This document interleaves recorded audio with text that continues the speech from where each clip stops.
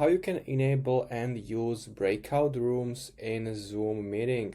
So all you need to do is to open the web browser app and make sure you are in your profile.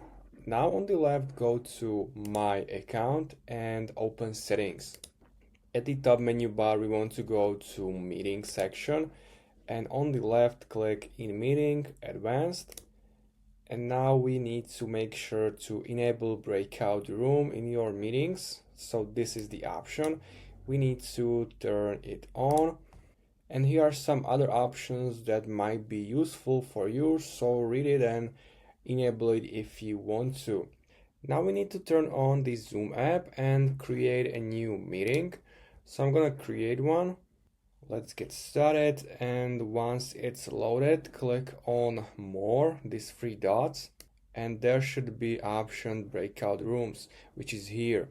If you don't enable it in your settings, it won't be here, so click it here, and now you can create a breakout room. So choose the number, how many you want, for example 5, and you can choose if you want to assign automatically or assign manually, or you can let your participants to choose a room.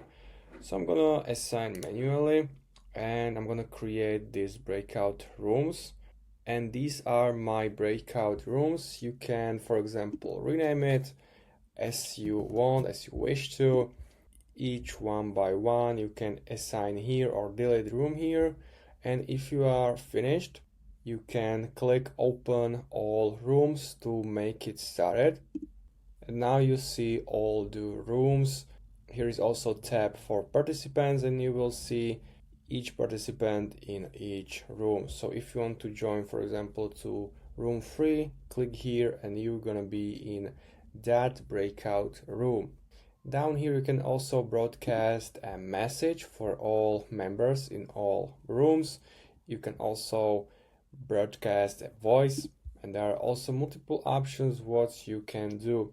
If you don't want to use your breakout rooms, you can close all rooms here. You can add a room here, and it's better to try it on your own. So if you have any questions, leave a comment. If you find this video helpful, please consider subscribing, and see you next time.